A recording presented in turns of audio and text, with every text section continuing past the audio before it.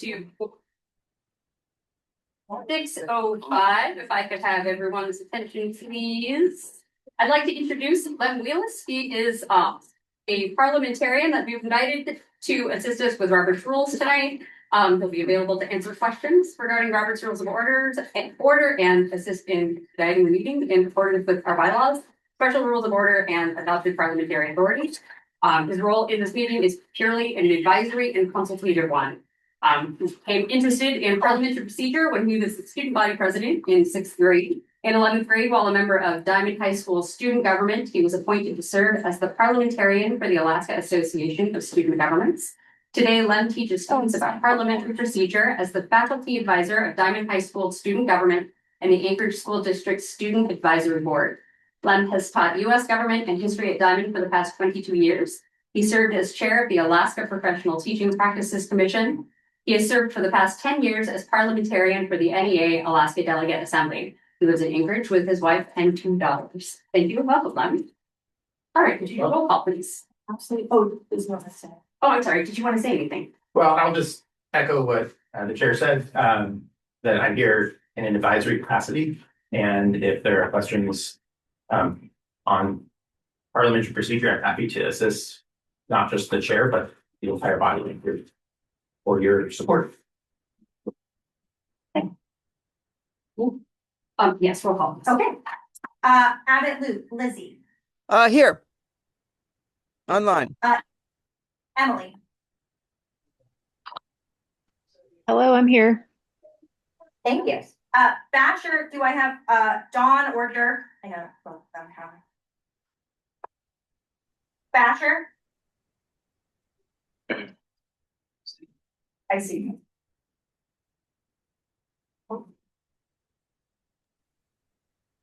Basher Community Council, are you here? Yes, I'm here. Sorry. Oh, You're hi. And it's Dawn. Okay. Didn't like my fingers. They're cold. Bayshore Plat Bob. President. Thank you. Bear Valley Caitlin. I'm here. Thank you. Anyone from Birchwood, Debbie? Okay. Campbell Park, Kevin. Present. Oh, I missed you over there. Chukiak, Daryl. Who said he was my contact person, but I don't see it. Okay, maybe he'll come. Downtown is not present today. Eagle River Cliff. Here. Thank you. Eagle River Valley Joy. Here. Thank you. Aklutna. Fairview Allen, are you here? I am here. Thank you. Birdwood Jen. Here. Thank you. Anyone from Glen Alps? Government Hill said they would not be here tonight. Hillside Sandy. Okay. Hubman O'Malley Jason. Here. Thank you. Midtown Rosemary. Right. Well, Here. welcome as a delegate. Mountain View Charlie. Here. Thank you. North Star Jade. Northeast Pamela. That's it. Thank you. Old Seward Ocean View Gary. Yes, I'm here. Thank you. We have a question on Portage. Rabbit Creek, Tim or John? Tim here. Thank you, Tim. Rogers Park, Maryland. She's on tonight. Okay. Russian Jack Kathleen. Here. Thank you. Sand Lake Carrie. Here. Thank you. Scenic Foothills, Roger. Here. Thank you. South Edition, John. Yes. Thank you. South Fork said they wouldn't be able to make it tonight. Spenard, Sarah. Here. Thank you. Taku Campbell, Sarah. Here. Thank you. Tudor, I don't believe is here. Turnigan, Kathy. There. Thank you. Turnigan Arm, Michael. Present. Thank you. University Area, Steve. Here. Thank you.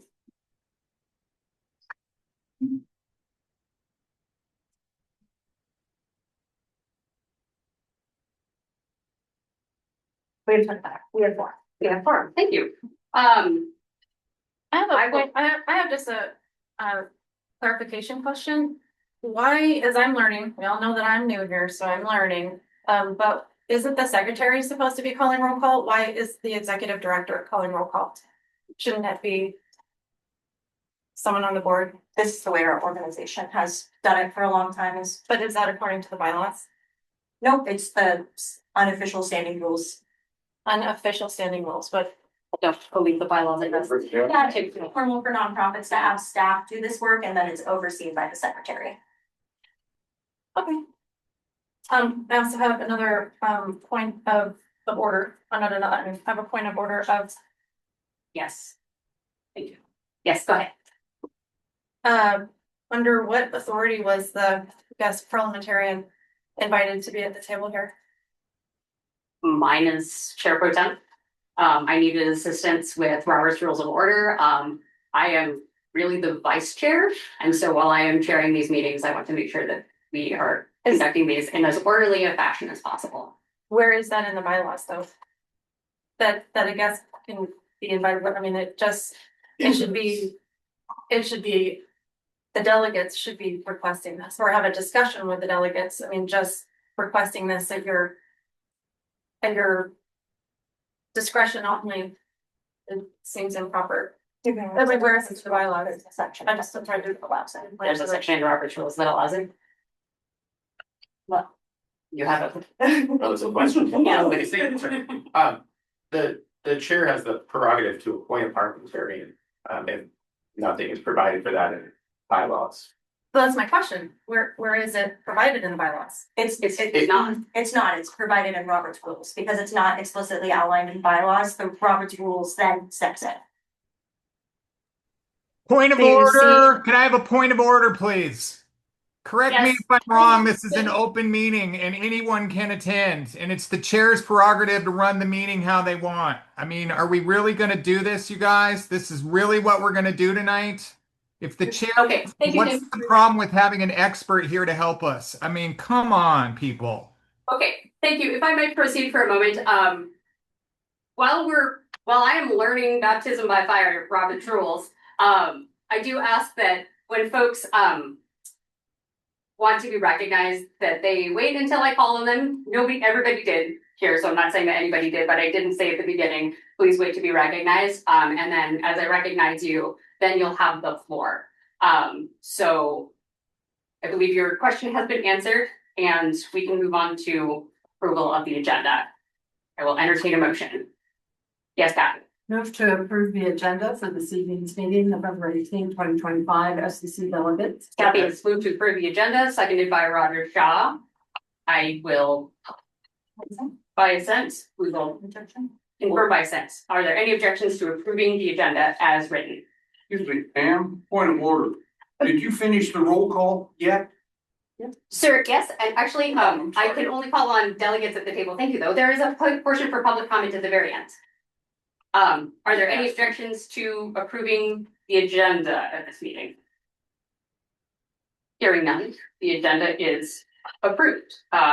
Is there a motion for the approval of the minutes? I just want to make a comment, it's the minutes for October and the October special meeting, the minutes for last night are not ready yet. We will have them for December. Thank you. So, Yes, a clarification, and so there's a minute from the October meeting. Correct, regular general October meeting and the October special meeting that occurred on October 29th. Thank you. I would move to accept them as written. Second. moved by Pamela, seconded by Kevin. Any objection to accepting the minutes of the special meeting of October 29th and the regular meeting of October 15th? Hearing none, those minutes are approved. Next up, we have a decision topic regarding the mailing notice. Who is available to speak on this? This will be Ari. Through the chair, if that's okay. Ari, yes, please go ahead. Thank you. Mailing notice. This was brought by the executive committee. And if you go to the page in the packet where it says FCC March 2025 final minutes, this is the reference.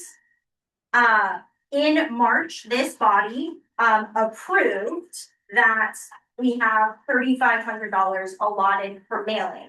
And there it was, I'm going to read from the second page of this. Candy Hayes from Taku Campbell made a motion to suspend the current bulk mailing policy for the remainder of 2025. Remaining unused funds will be released back to council for use. Sarah Prescott from Spenard seconds. The motion was passed by assent. The purpose of that motion was to save that money to be used to notify residents that will be affected by community council boundaries. As you might be aware, that process took way longer than we expected. And so now we are close to the end of the year and unlikely to be able to spend that money in time for the purposes that this body had wanted to save that money for. I have, through the executive committee, asked the clerk if it would be appropriate, as in years past, we have rolled over that money and been able to use it for its purpose. There was a soft yes. And so I need a motion from this body to essentially ask the clerk formally for the request to roll that money over. Hopefully that would mean we'd actually do better in the purposes of this, because we have 2 years of money set aside for that purpose. Obviously, we don't know yet how many residents are affected by the community council boundary changes, but that is the purpose. As staff who is helping you guys, my ask is for some sort of motion to allow me to make that request of the clerk. And then I think standing anything that is unused, again, we'll try to do it as economically as possible, would get released back through its normal, the bulk mailing process. I don't have any questions. Okay, yes. Make a motion, I guess, on the. Let's do this in proper order. So does anybody have a motion? What is moved? You want me to say it? Her suggestion. Yes. Okay. Big word. I'm gonna repeat the motion, which is that this board approves the budget allocated for mailing to be rolled over to 2026. A request made through the clerk and if approved by the clerk. Okay. Second.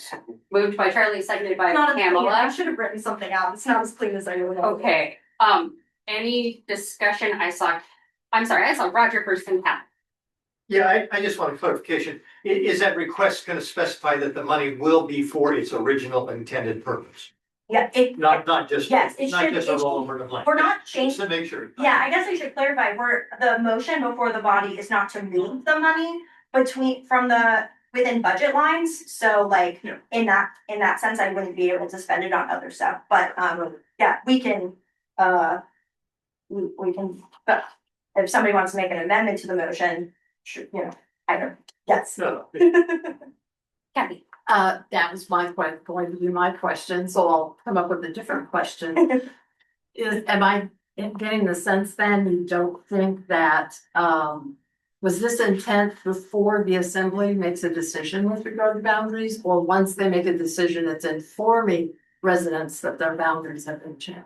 My understanding from the discussion in March was that the intention was after the new boundaries have been approved, the affected residents, we will work with the planning department.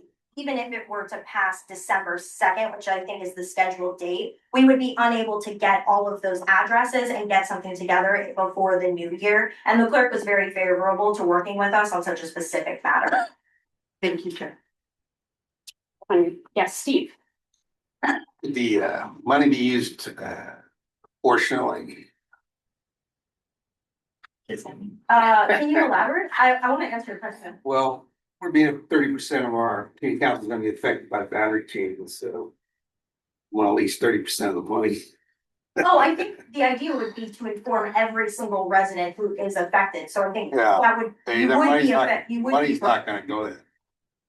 I mean, we did talk about ways to like try and fundraise for it as well, and especially if we have 2 years, we'll have $7,000. So our hope is to try and figure something out, or potentially we could go back to the muni and ask for like a small additional amount of money for the purposes. My understanding is that this board unanimously agreed that this was really important to notify residents of this change, and that the muni wouldn't necessarily stepping up to do any of this work.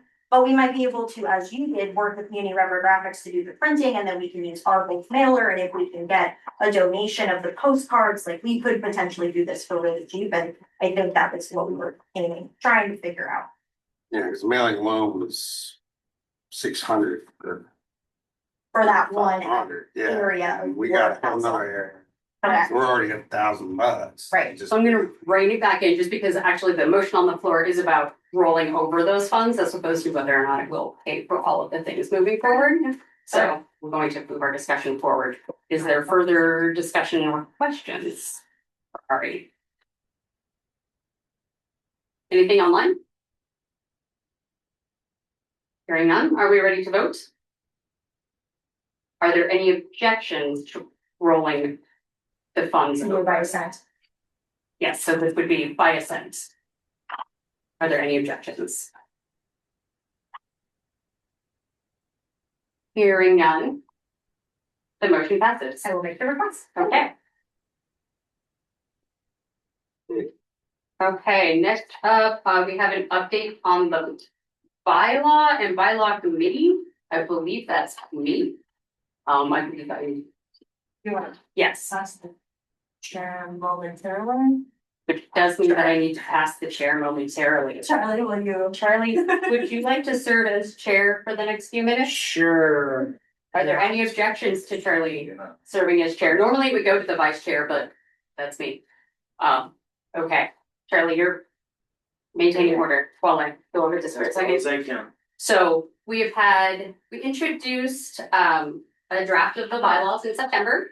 Since then, we've had 2 special meetings of delegates to hear feedback on those bylaws. Those meetings were really fruitful. I really appreciate everybody coming out online and in person to give feedback on those. The plan going forward is to keep sending in that feedback, keep receiving that feedback. I took a lot of notes during both of those meetings. I plan to put both of those copies from both of those meetings unredacted, unadjusted, typos and all. And then also the version that maybe has complete sentences and makes sense as part of a packet as we incorporate that feedback. We have not yet set a date for the next bylaw committee meeting because we just met last night.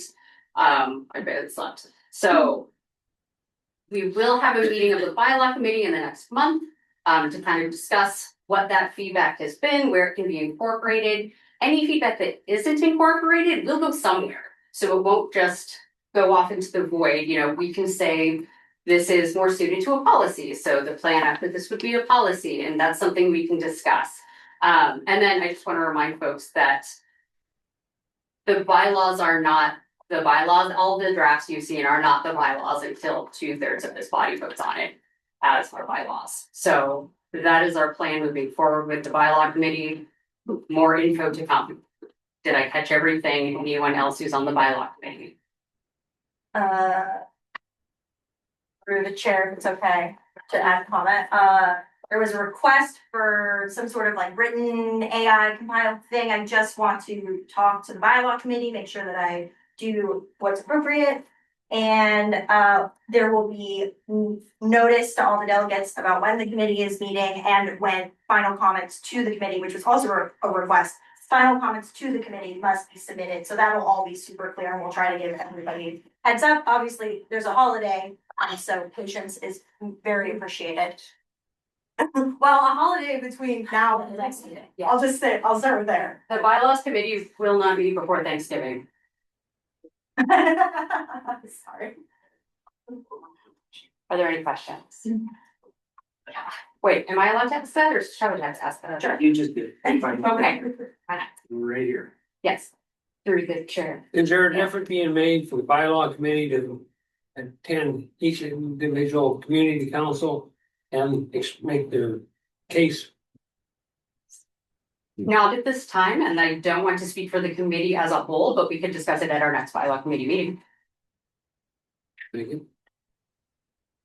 There are, I just wanna know, there are also other members of the bylaw committee on here, and I think we have a question online. Jason. Will you speak up, Charlie? I'm sorry. Jason, I'm sorry. Yeah, thank you. I just wanted to point out, I know Daryl's not here, but he did have a motion he wanted to make. I was wondering if there was anyone that recalled what it was he wanted to move, and if someone wanted to move it in his absence. Oh, yeah. Daryl won't be able to. Yeah, I would like to motion that the bylaw committee be open to additional members at this point? Is there someone? I'll second that for discussion. Okay. Thank you. So we had talked about, the need for accumulation of the feedback. So if we, well,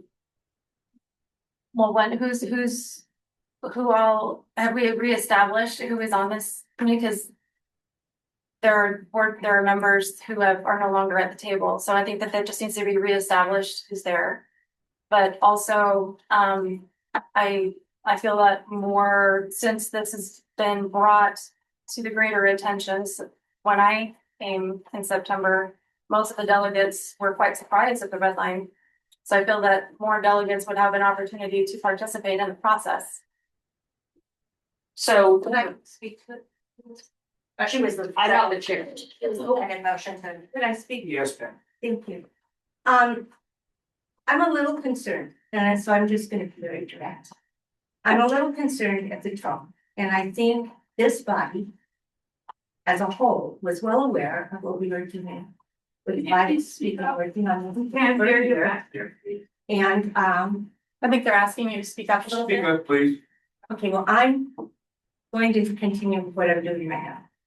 So I think it's very important that we all understand, unless this body wants to put out a no confidence vote on the committee that they actually appointed to do this job, I would like to see this job be completed and not have to go backwards to try to bring everybody up to date on this and get this out to us to look at.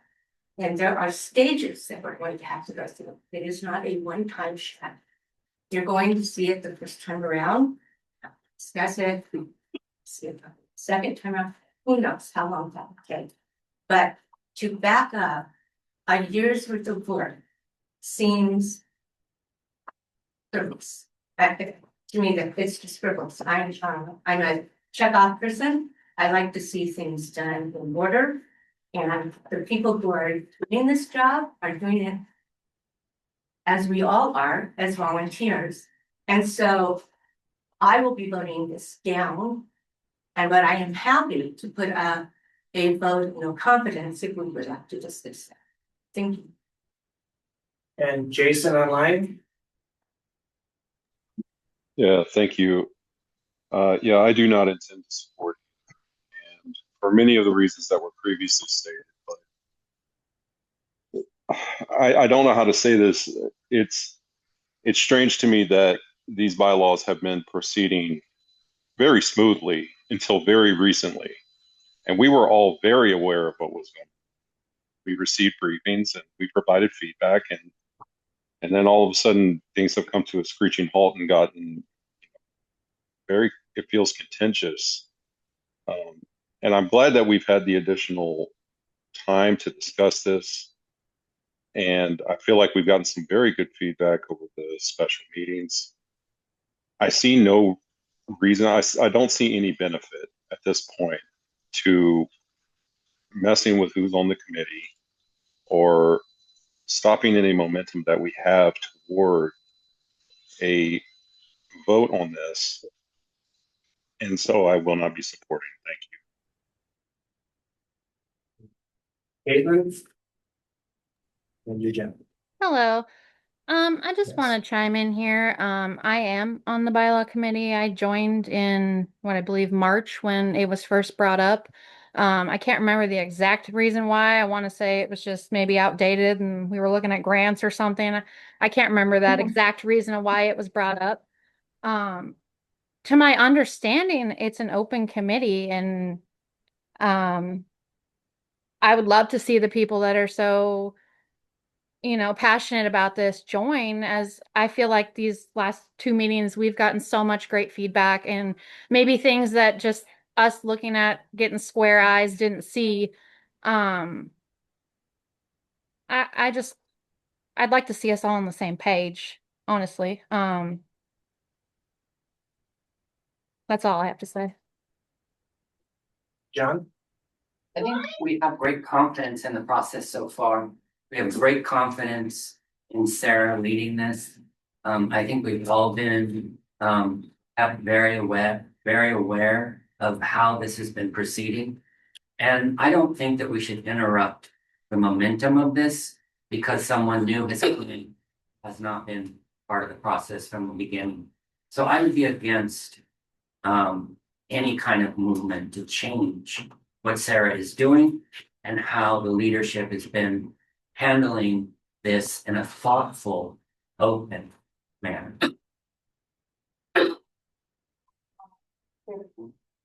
Okay, Emily, I'm sorry. Emily? Yeah, thanks. Sorry, just finding my unmute button. Yeah, I don't intend to support this either.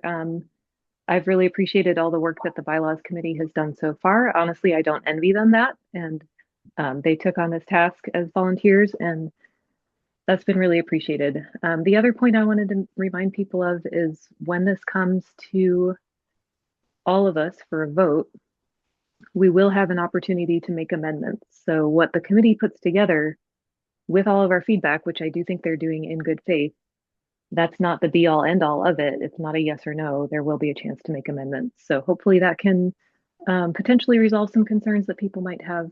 And yep, that's all I have. Thank you. Point of information, it's just one other document that I missed or has not been in yet. And that is that their meetings have been open and they have been notified, and I would suspect that it would continue to do that. Yes. I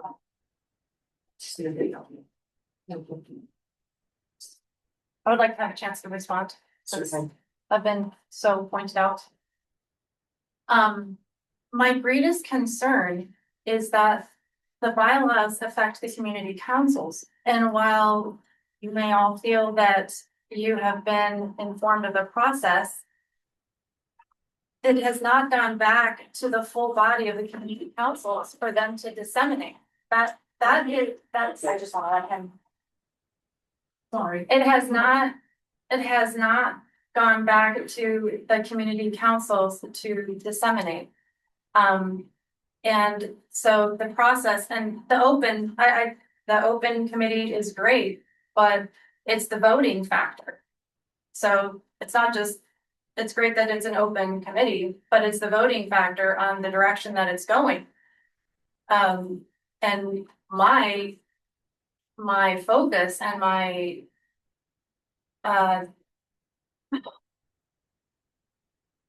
goal is to include the community council members as the full body.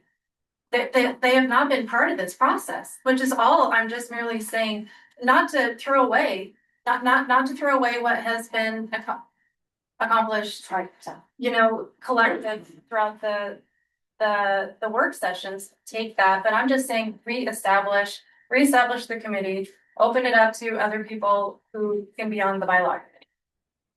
May I call the question, please? I don't think that's debatable. Wait, I'm the chair. It's the sorry, lecture. But if you're asking for process, if someone was gonna call a question through a motion, they should get called on. So before people have the informal suggestion of we might be ready for this question, but We do have a couple hands in the room. That's why I take care of the comments first. Right. Jim? Thanks. Couple comments. One is, first of all, our council has been briefed on this at every step of the way by our delegate. So I'm stepping in for John Riley, who's our normal delegate, and I feel up to speed because of the briefings I've been getting from him in both our executive board meetings and in our broader community council meetings. So I can only speak for our community council, but there's not been a problem with transparency or communication back and forth between our council and what's happening here at the FCC. But I want to go a step further and say, not only do I think you shouldn't vote on to reopen this, that you need to move forward because this is exactly what you need. If the FCC desires to go beyond just being back office support for the community councils. You have to have some kind of structure that allows that to happen to facilitate conversations and meetings and ad hoc committees. And this is exactly the thing that will help you do that. And I was circulated on an email for the last 24 hours amongst our board that was saying things like the bylaws revision is assembly takeover of the FCC. And I have no idea how to respond to that.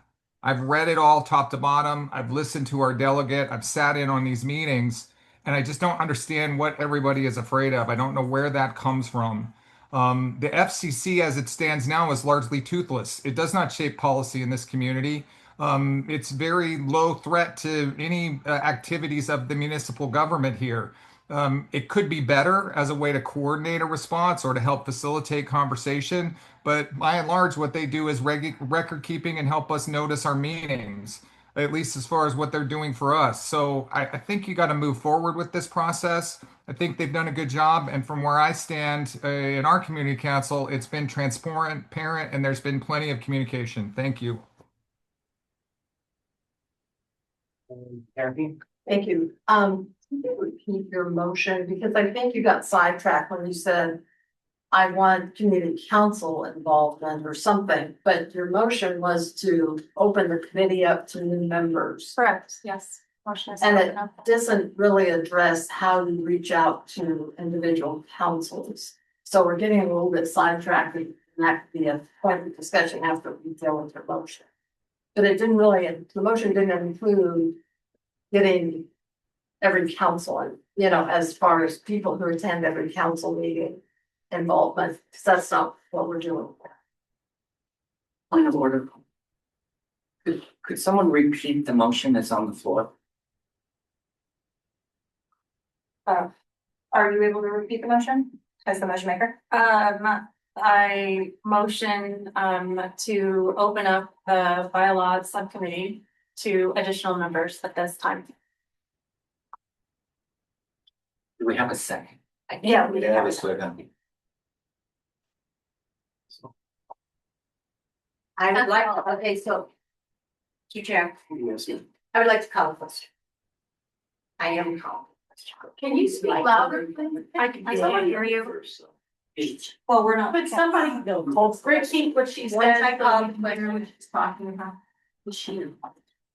Yes, pardon, sorry, that's it. It's been called in question. So at this point, we take the vote. We need a second. Go on. We need a second on calling the question. Okay. Do I have a second? Okay. And then vote on whether or not to call the question.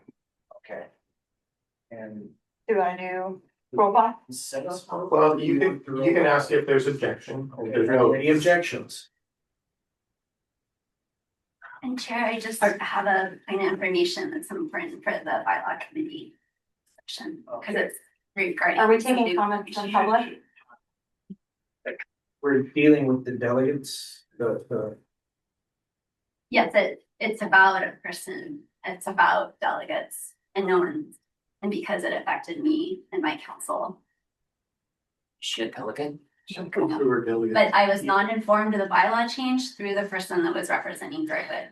So what she's a good example that not all delegates that Tim with Bradford Creek, not all delegates actually did their duty and went back to their community councils and reported transparently to the community. We have a motion and a second on the floor. Thank you.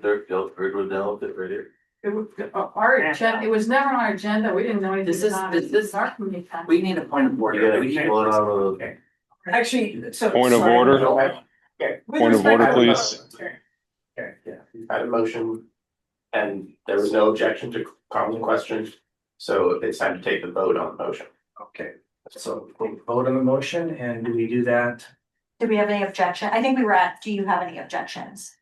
Correct. I would like a roll call. How about that? Yes, ma'am. Roll call to the motion. Yes. Roll call, the motion on the table is whether or not to call the question. It requires a 2/3 vote. Abbott Luke. Wait, we're voting on. Wait, what? Can you clarify that? Yeah, repeat. There was no objection. Oh, I'm so sorry. I thought we were still on the question. My apologies. So the motion on the table is to open up the committee, the bylaw committee, to allow additional members. That's a majority vote, right? Okay. Abbott, Yes. Airport Heights, No. Basher, No. Bay Shore Flat, Yes. Bear Valley, I'm abstaining. Birchwood is not here. Campbell Park, Yes. Eagle River, Yes. Eagle River Valley, Yes. Fairview, No.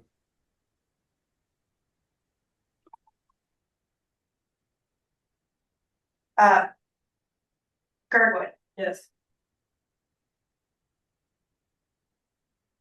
Sorry, lots of people not here. Huffman O'Malley.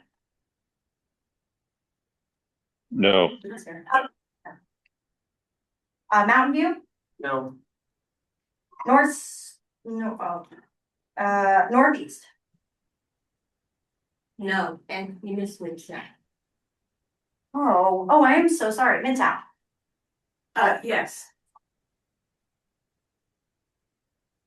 Old Seward Ocean View. Yes. Rabbit Creek. No. Russian Gap. No. Sand Lake. Yes. Scenic Foothills. No. South Edition. No. Spenard. No. Taku Campbell. No. Turnigan. No. Turnigan Arm. Yes. University area. Yes.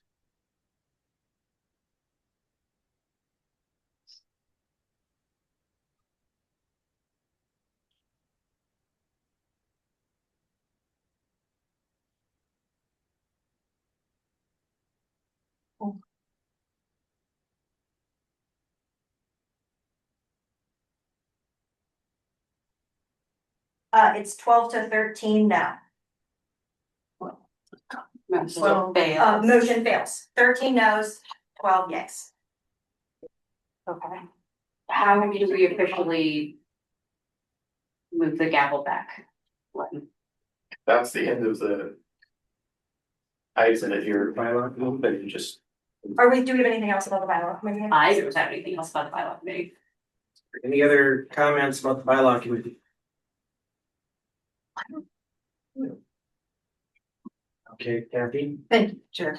I don't know if this is per the committee itself, but I think that, Carrie has brought up an interesting angle that once we have a second draft, the committee, the delegates have a second draft, that we do make a concerted effort to share with council members at large and get a final look and see if there's any input from that perspective. They're not really directly involved with FCC because that's why they choose a delegate to represent them. But since this has dragged on for months and months and months anyway, we want to make sure that we, do our due diligence, something to consider at a future work session. And Roger? Yeah, just again, I mentioned it before, but I think it was probably informally mentioned to the staff and not directly to the committee. But the thing that will be very helpful for me in terms of my future decision making, because I see it is somewhat contentious as to whether we change the form of the organization. That I'd like to see a chart that would show essentially the actionable items that we have during the course of the year, and under the current structure, which of those actions are allowed to be taken by the executive committee and which go to a vote of the whole. And then contrast that with, under the new structure, which would be done by a vote by the board of directors and which would then be to by all of the delegates. So, again, that'll just be real helpful in my decision making and potential amendments to whatever you come forward. Thank you. Jennifer? I think. Carrie. I'm sorry, it's Carrie. I'm sorry. That's okay. Terry Reese. Yes, Carrie Reese. Point of information, I just would like to clarify who the current board sub bylaw committee members are, and are they qualified members to be on the board? They were all volunteers, so they're qualified. Well, Who things they have are. changed. Who they are, There are certain members like that have changed that are no longer at the table.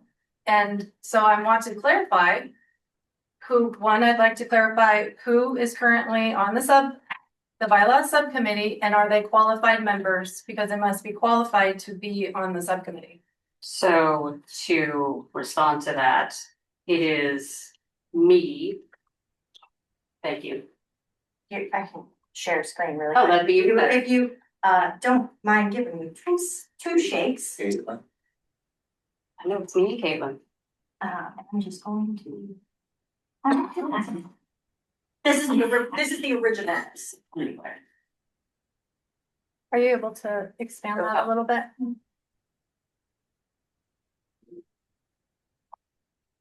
So Evan Leaf has dropped off, and Candy did not attend any meetings, so she has not yet attended a meeting. But Is she on the committee? we do allow non board Yes. members to serve on committees. Correct.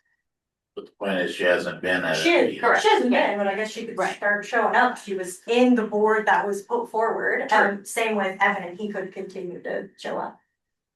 So this is actually why I proposed, I'm new at learning this procedure, but this is why I was opening it up to have additional people, because numbers have changed on the bylaw committee. They haven't necessarily changed, they dropped off. Right, and so this is correct. They dropped off, and then some have changed. Yes, they dropped off.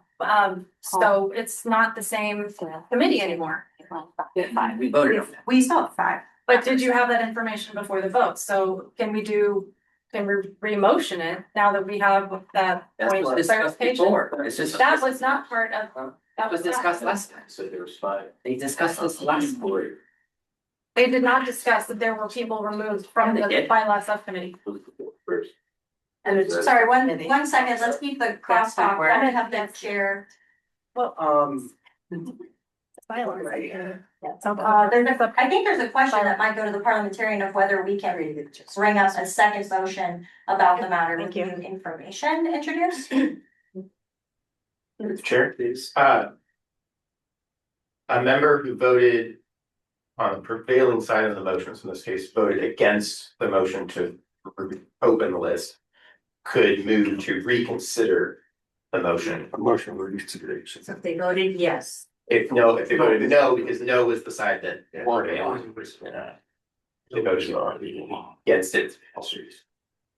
Could you clarify that again? Sure, so the motion failed. Mhm. So if one of the people who voted against the motion, since that was the winning side on the vote, they could move to reconsider it. Because their side won and they're saying, actually, I might want to reconsider. Maybe the new information is relevant for them and they want to Right. reconsider their vote. Right. Okay. So if they're recognized by the chair, make a motion to reconsider. In that matter, we do have questions. Tim? And I think. 2 quick things. One is I appreciated what was said earlier. I don't know who said it, but about some clear kind of flow chart of who votes for what and how that works. I also think it would be beneficial to have a glossary of terms, because I think some of the confusion comes from what we're calling things.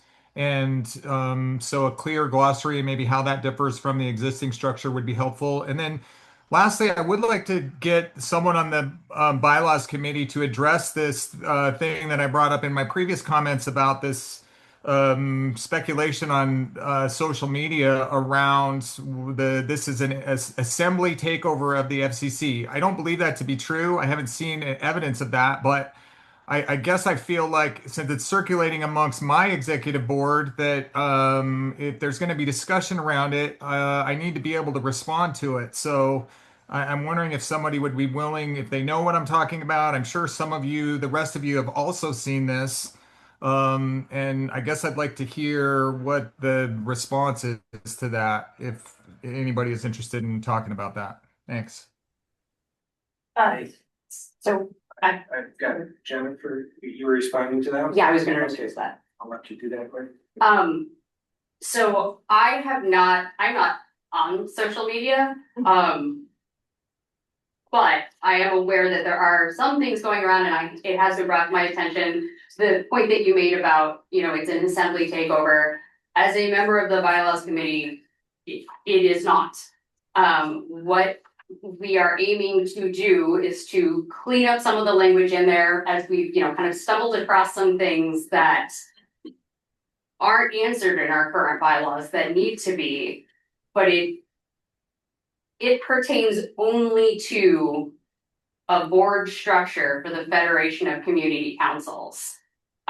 Really the only time off the top of my head, I can think it mentions the assembly is when it defines elected officials. Like it defines an elected official as an assembly member, along with a few other offices, municipal offices that someone could hold, and that disqualifies them from being a member of the board of directors. But the assembly really has nothing to do with these bylaw changes. We have not consulted them. We have not, this doesn't pertain to them. That is what I have to say about that. And Jennifer? I didn't know when to bring this up, but maybe now is as good a time as any, given that the Girdwood representative was listed as chair, but also given that question. Just to clarify Girdwood's situation.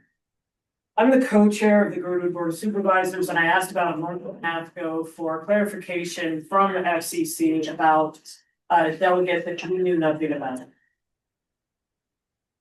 I was refused that clarification. So, point of order. Yeah. This is actually the next thing on the agenda. The delegate qualifications. Okay, all right, I can wait. John? I was wondering, if maybe, there is something that we could distribute to the community councils of the process that we're going through right now. We are in the process of revisiting bylaws. We have been going through this. We have a committee. We've had a number of meetings. And we are trying to keep this as transparent as possible. Something that we as chairs of our community councils can refer back to. So we're all on the same page. And if people do come up with some random thoughts of what may or may not be happening, we could go back and go, well, actually, we've been meeting since we had a committee set up in March. We've had a number of meetings. We are going through a review process.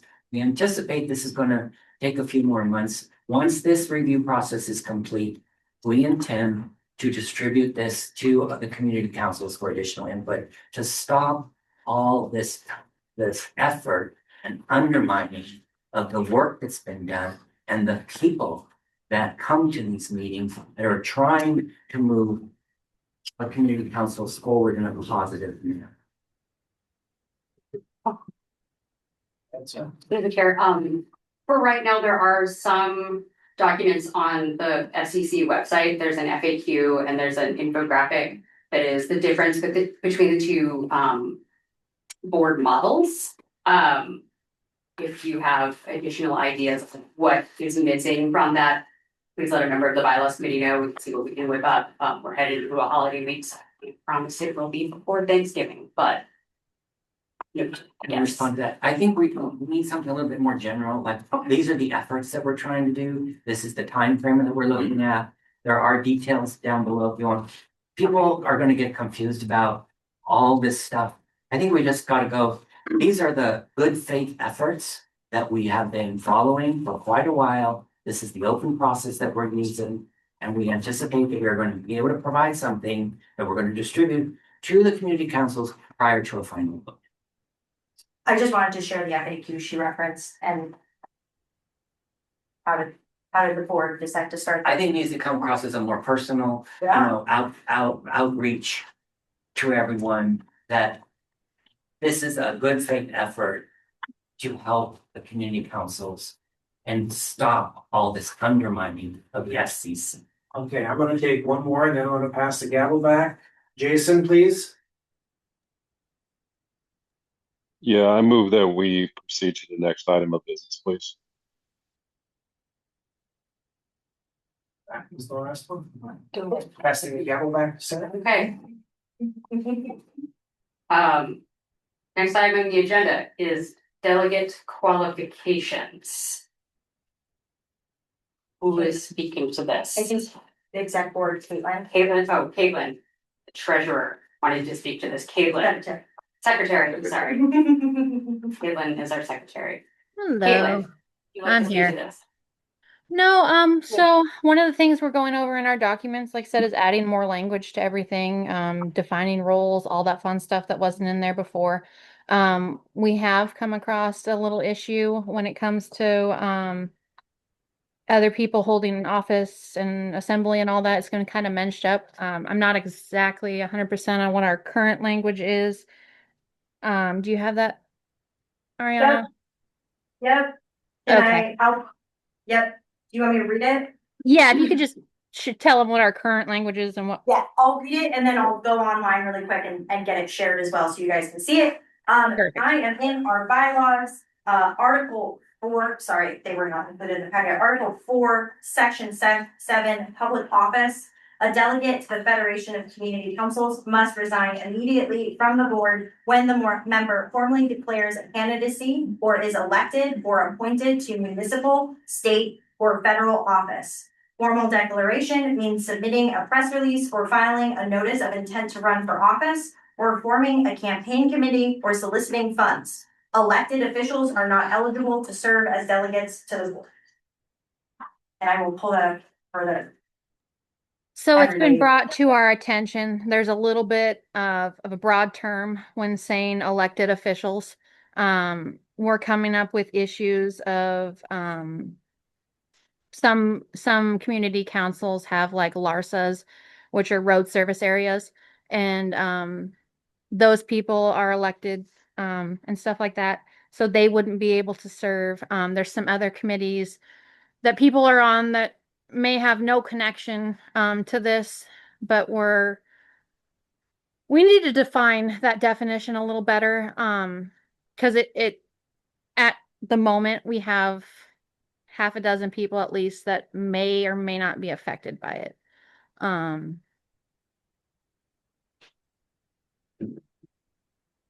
Okay. Do you have a motion, Caitlin? Or Yeah, so right now like I said, we have some people that may be affected, whether it's LARSA or other committees. We were having a little bit of discussion even with the Girdwood. You guys have a different setup than the rest of us. I personally would motion that we right now, I think we've just been, if you're an assembly member and stuff like that, we followed through. But I would like to maybe make a motion that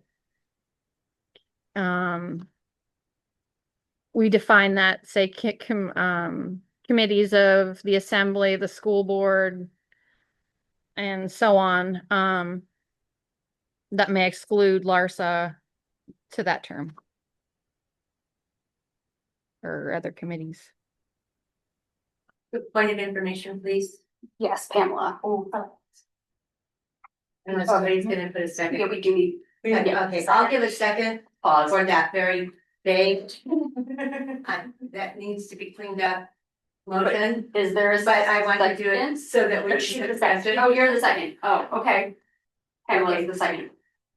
And you had a point of. And I have a point of information. So I do believe that somewhere, it may be in code, not sure where it's located, but it delineates exactly what those positions are. Mayor, assembly, school board. Is that correct? I think if we had that clarification, that incorporating it into this motion would be very helpful. I think it's written somewhere. Not defined. I can speak to like the history of the organization, which is that historically, this body has really only not recognized people when they came from the assembly, the mayor or the school board. That GBOS has had delegates in various delegates who have always been able to serve as delegates, that we've had LURSA members who have always been able to serve. So our unofficial standing rule that we could adopt as a temporary rule until which time the bylaws are changed, would be that we define municipal elected official as assembly, school board, and mayor. And we don't consider municipal appointed officials as public office. And if I could just as a follow-up, I do believe in code, it does speak to Girdwood somewhat. I've seen the phrase that speaks to Girdwood. Jennifer just walked out of the office, otherwise I would ask her what her section is. Somewhere along the lines, but I'm happy to do that if the author of this is happy to do that. I think, and until the bylaws are dealt with, and until we have, it would flip us all upside down at this point in time. I don't know that that's what we're trying to do. I think it's soon enough that we'll be. Yeah, just want to clarify, we're talking about FCC officers and, or are we talking about officers and any delegates from the council or entity that's considered similar to a council? Just because everybody's talking about officer, but it's broadened to definition of who could be a delegate. Is that the intent? This is about delegates, not just officers. Okay. But yeah, And it's about the current. our we're current living in bylaws, right this now. section applies to all board members. Are you sure you didn't create the motion? I mean, Caitlin created the motion, what is? Oh, the motion, sorry, I was speaking to just the bylaws that we're referencing, so it was not Bylaws the that we're motion. looking at, yeah. So Caitlin, it's okay. We do have a point of information online, if I can just read it on their behalf. Yeah, sorry, it's wrong chair. Is this a change to the bylaws? Is it a 2/3 vote? Is it a? I think maybe, what's the right way for us to do this? If the motion were to amend the bylaws by adding a definition, it was needs, first of all, exact language. Right. But also your bylaws call for 30 days notice prior to the vote and then a 2/3 vote. Is there like a suspension of the rules we could do for this? Suspending your bylaws is not really. Yeah. Not a thing. I think you could, have a statement by the body that the body understands, through a motion, the body understands that term in your bylaws to mean, what we want to define it as. I do think that the best course going forward would be a clear bylaw amendment specific to that. And you certainly could do that outside the process of your bylaws committee that's doing the whole rewrite. If you want to just address this one thing sooner, but you still need 30 days notice. We have questions on that. I see Roger, sorry. I agree with the parliamentarian. I believe that this vote is indeed a change in the bylaws and would have to go through that rotating structure. I also believe that if we withdraw the motion and have no motion, then we would revert to what has been existing policy, which is to allow Girdwood Board of Supervisors and LURSA members to serve as delegates. So I think we could effectively affect the intent of that motion by withdrawing the motion and just allowing current policy to continue. Are you asking the mover and seconder to do that?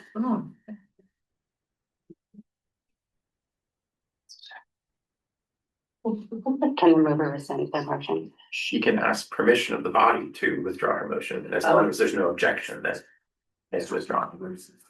Caitlin, would you like to ask permission of the body to rescind your motion? Yes. I'll ask permission to rescind the motion. Does the second also? I would agree with that. It's Okay. just, if she asks for permission, then Any it's, objection? you need to ask Oh, if anyone has objection to withdrawing it. is there any objection to her withdrawing it?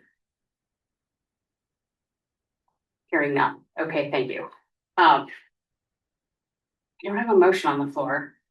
Do we have a dish? I guess can we just, Yes. can we just affirm for the record then that GBOS is allowed to continue to serve and has always been allowed to continue to serve as a delegate along with members of LRSAs or people who are on boards or commissions, right? Like for staff records, that would be helpful. Okay. There's not a motion on the, well, there's not a motion on the floor and we're not quite confirming that even, but that is, we're moving forward with how we have moved forward because the motion is rescinded, so nothing has changed from 20 minutes ago. I put a motion on the floor that. I'm sorry, John was next. So can the chair just say that we're gonna continue our past practices until a future date? Which includes Larissa, Girdwood, just our past practice. We are gonna continue the practices that we've been doing for years. That is not according to the bylaws. The past practices have been out of order of the bylaws. I am You've asking been the conducting. parliamentarian if the chair holds that power.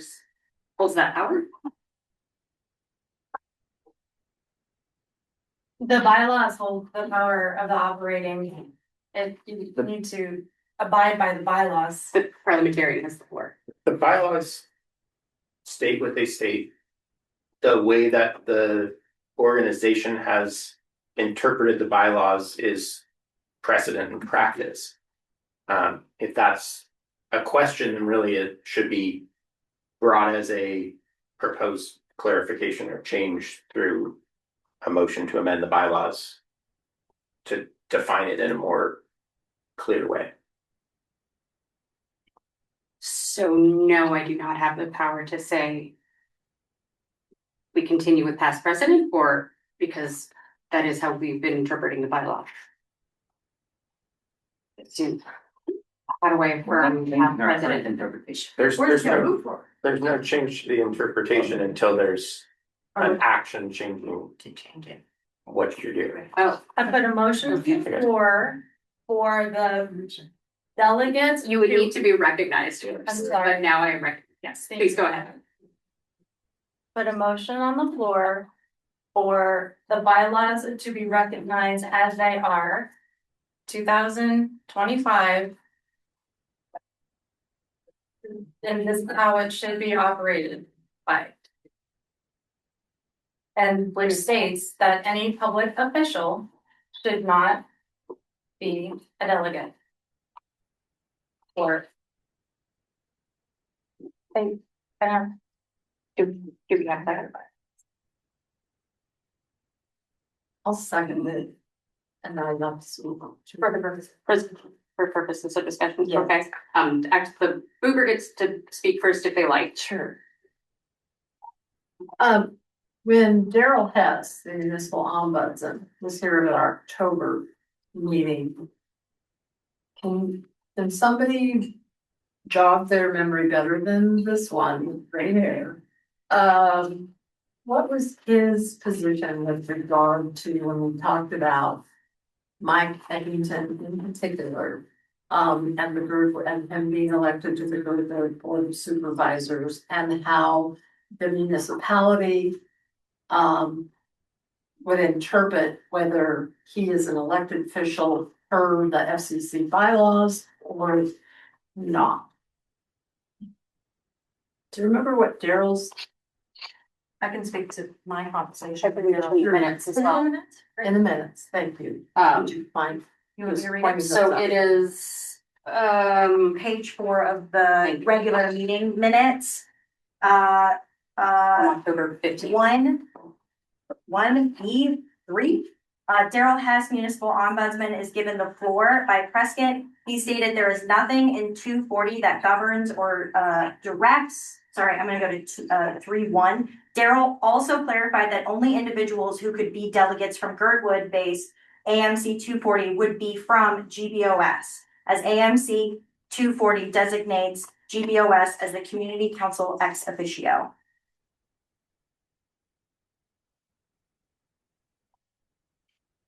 Thank you. Oh, we have a question from Connor. Thank you. Tim, you have the floor. Well, I was just going to say, I don't, in my opinion, the current bylaws don't clearly define what a public official is. I think you could argue that the threshold could be whether or not they're paid for their service or not. That could be a threshold. So GBOS members aren't paid, like the mayor can't serve. They're an employee of the city. Assembly members are paid by the city. That could be used to interpret it. But to me, this only becomes an issue if we're challenging somebody's legitimacy being seated on the board. So that's when this would come up, unless there's somebody we're looking to challenge, or there's some challenge to somebody standing to be on the board, then proceeding as you have previously would seem appropriate with the intent that the bylaw committee would clarify this and clean it up with whatever they bring forward for the next round of bylaws. Thank you. Oh.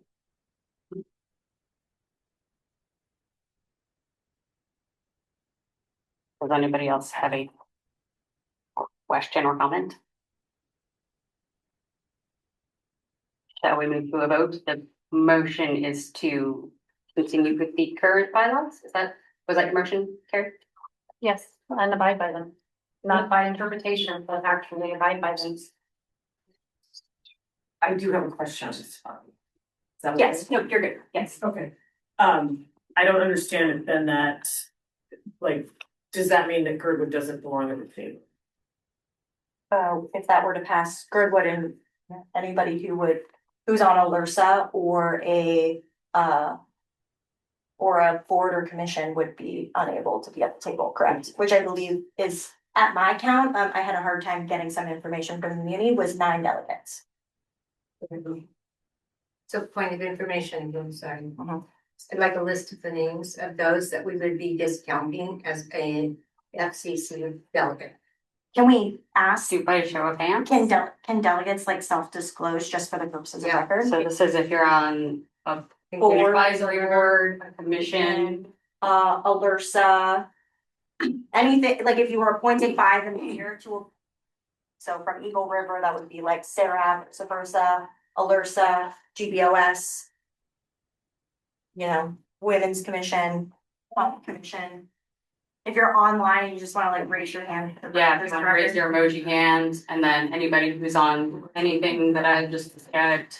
And we don't have all the delegates in the room. Right. So this is just the delegates. Anyone too. Well, are we taking? And that would be, Are you writing these down? Yeah. That would be if I helpful. could continue, that would also be anybody who, so legitimately, it would be anybody's name who was on a ballot at this last election, who had filed and has FCC.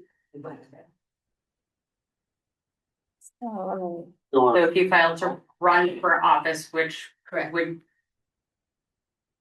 Yes, So. Do you have name, a number? it looks like, I have 4 at county. You have 4. Yeah. Or self-disclosed. yes, For self-disclosure. That are here, but we wouldn't know how many would be affected. Right, I can definitely provide that information afterwards. I should have it. I call the question. is there a second? Second. Second. Second, okay, call the question by Pamela, seconded by Charlie. Are there any objections to calling the question? Hearing none, we will vote on. Can we the motion have a- to continue with the current bylaws as written. Can we have a 5-minute recess? We're about to, we don't really take recesses, but we're about to do a roll call vote. So. For clarification, I feel like there's so much going around. I think that it would I'm sorry. lots of discombobulation that it would be good to have a recess. Can we take this vote? Yeah, it's up to you. Yes, Can someone repeat what we're voting on? The motion. the motion is to continue with the current bylaws as written And abide by them. and abide by them. The motion is to I have continue a- with the current bylaws as written and abide by them. Or Point of information. Emily, you are recognized. Thank you. To me, that's really ambiguous since the bylaws are ambiguous. So I don't know what the consequences of this vote would be. Well, it's the bylaws So are being the- off. Oops, sorry. One moment. So you're saying that the motion is ambiguous. Is that correct? Is that Correct. Yeah, because since the bylaws are ambiguous, the motion to follow the bylaws as written, that could be interpreted either way, I think. feel like it's fine, Carrie? Well, the bylaws are being abided, the bylaws are being interpreted currently as convenient.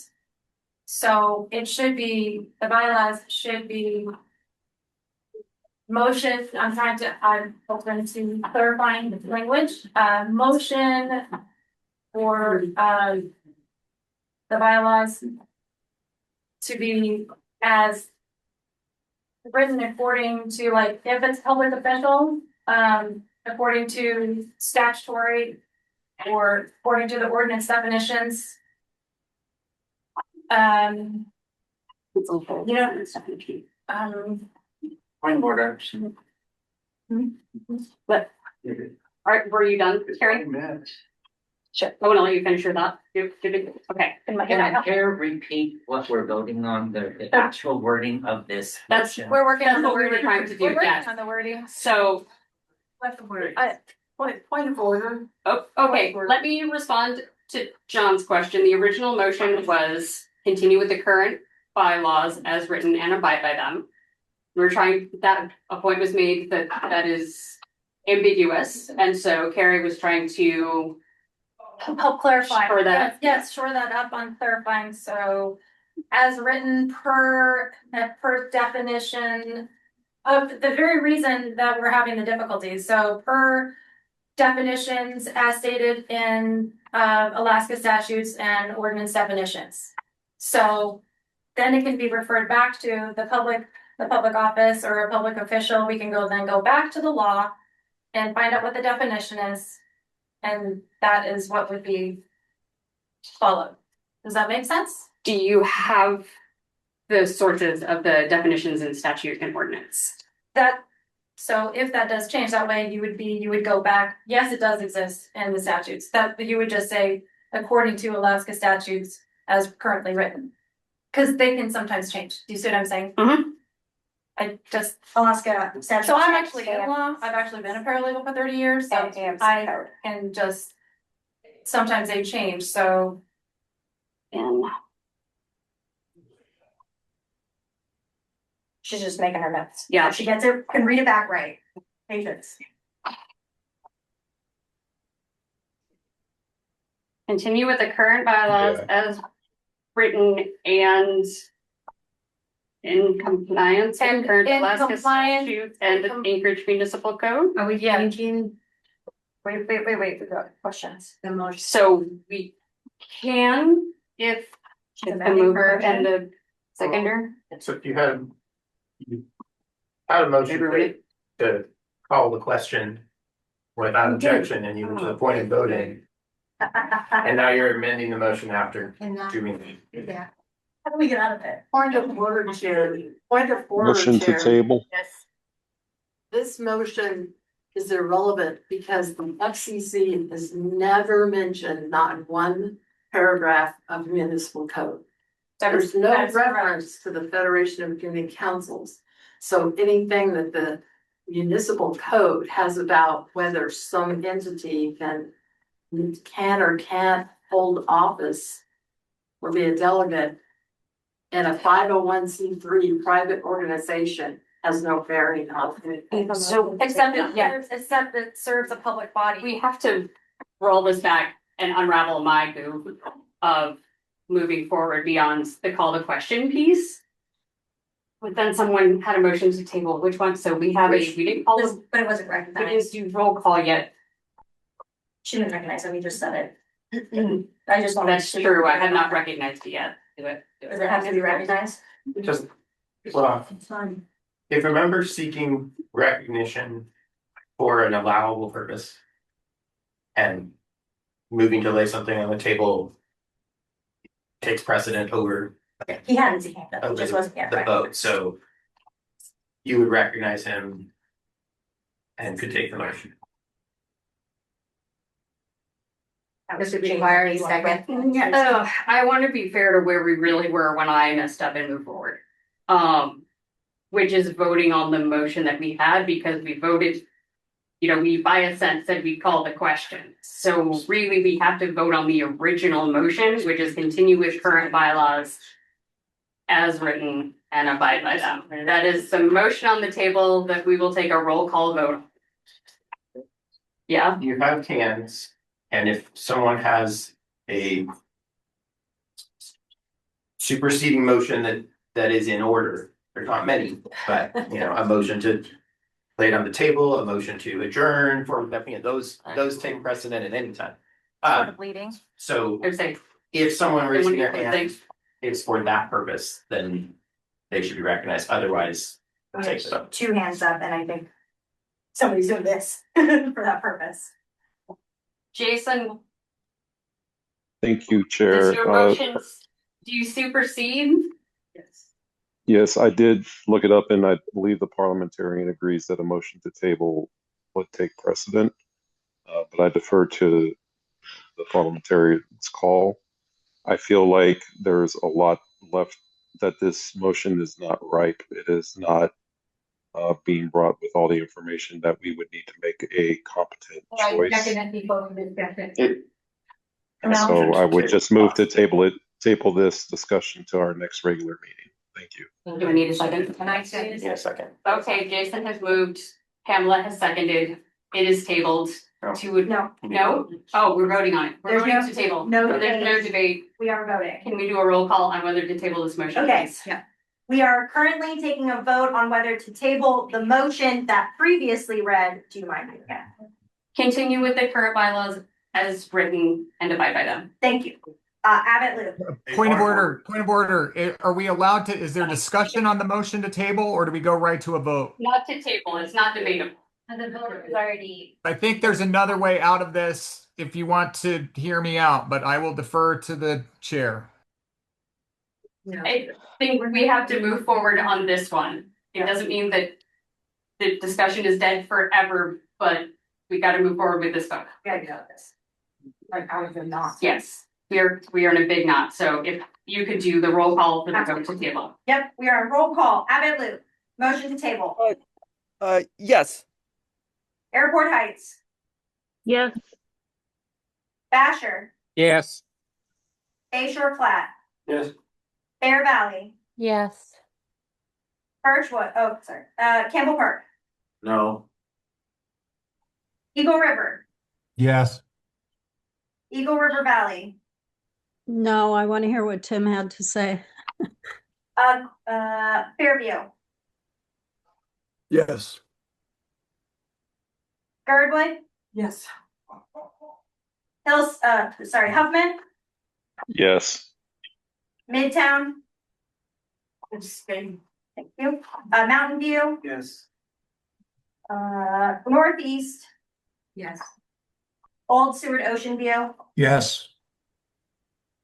Rabbit Creek. Yes. Russian Jack. Yes. Sand Lake.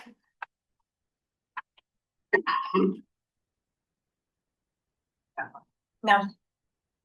Scenic Foothills. Yes. South Edition. Yes. Spinard. Abstain. Talk to Campbell. Yes. Turnigan. Yes. Turnigan Arm. Yes. University Area. Yes. We had 2 abstains and 1, 2, 3 no's. So the motion to table passes. And news table passes. Okay. We will continue to see this on our agenda for some time. We will get to the bottom of it. but I do ask that we move on to our second agenda, as it is 7:24. So we are behind. So we can turn the page, open the meeting to the coalition meeting. Let's start from the meeting. I am opening this meeting at 7:25. First topic is council updates. Folks get 1 minute. I'll call you in order. Rabbit Creek, what are your updates?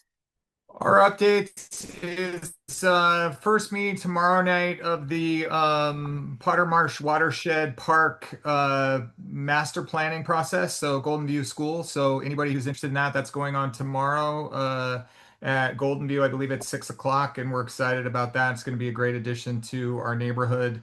Beyond that, we have been following the Tisdale issue very closely, and we continue to look at short-term rentals. We submitted comments to the assembly this week on short-term rentals as well as the short-term rental tax. Those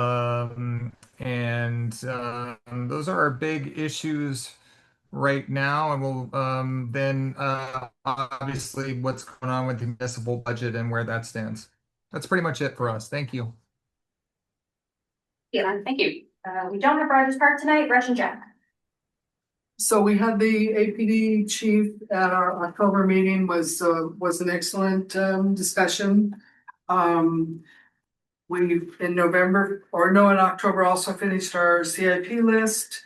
November, we had the Native Samoan Corp do a presentation. I missed that meeting, but from all the discussion I heard, it was an excellent presentation.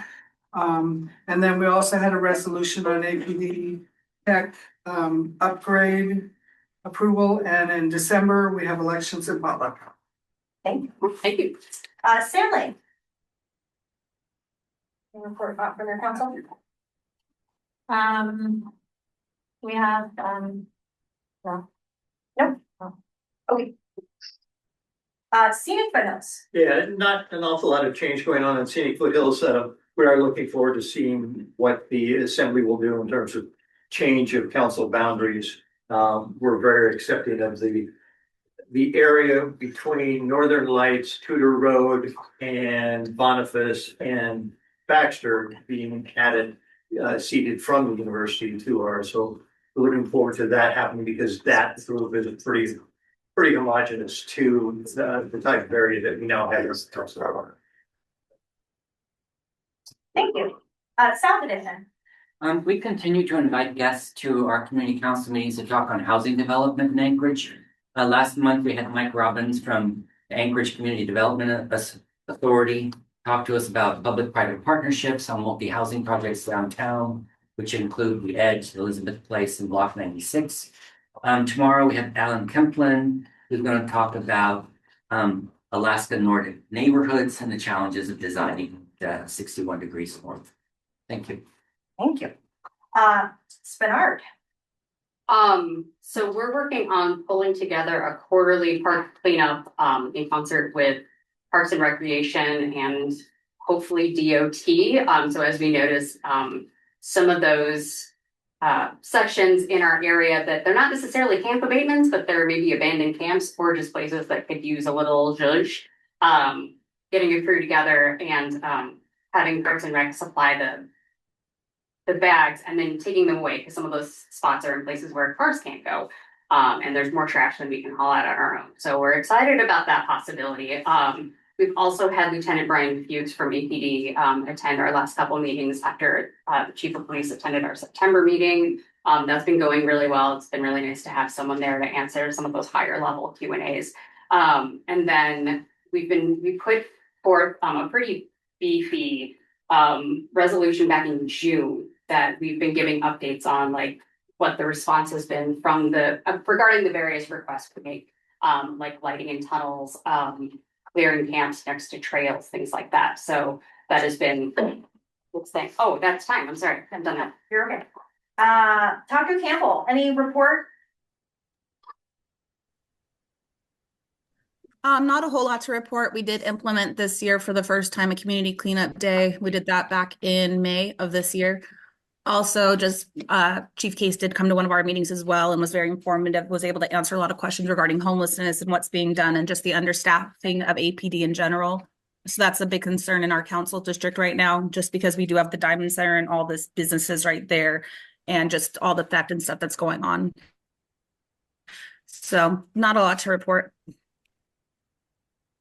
Thank you. Tournament. Lots to report. Certainly following the community council boundary, I plan to testify before the assembly on December 2nd. We're also participating in the airport Part 150 noise study. They do that every 10 years to assess where noise is and how that might be addressed through some federal funding projects. Fish Creek Trail to Ocean Connection is still a ongoing active project that our council is following, and we provided a lot of input on the details, and we're working with the project team on that, going back and forth. We've submitted comments on the Heritage Land Bank 2026 and 10-year plan. There's a proposal to rehabilitate trails, on the West Romig Hill down to Estuary, the Lagoon, and working with high school students on that. We're also working with some various parties with regard to renovating the turnout along the coastal trail at Fish Creek Estuary, and we're dealing with Minnesota West Northern Lights Benson and opposing roundabouts at those sections. Thank you. Turning an arm, any updates? Yes, we had our last meeting in September. We only meet quarterly. The biggest issue on the last quarter was a Saferd Sewer Highway, and we're going back and forth with the designers and hopefully changing some of those things to help out the community a little bit more. Our next meeting is next month, and we're going to be a lot of talk about the wildland urban interface, the fire protection. So, but beyond that, we just have our regular assembly people and our representatives there. So we always get good updates from them. Thank you very much. Thank you. And last but not least, University. Well, we being affected by this boundary thing where we are probably gonna lose a portion and gain a portion. So we unfortunately have to rearrange things a little bit. Probably lose about 2,000 people, maybe potential, members of the community council, but I guess that's the way it's gonna go. We still have the capital projects that are in the area that we're gonna lose on our capital project list. Probably not gonna go anywhere. We had a presentation on the micro units project that's right across. It's in Campbell Park, but we're right across the street from it. So that was an interesting presentation. As far as capital projects go, Goose Lake is firing up. As far as improvements go, the idea of a tiki bar, I think it's not gonna happen. That's but tough. that's basically it. So, Sorry, if you're finishing your sentence, please finish it. I'm not trying to get in front of that. You've already entered rules.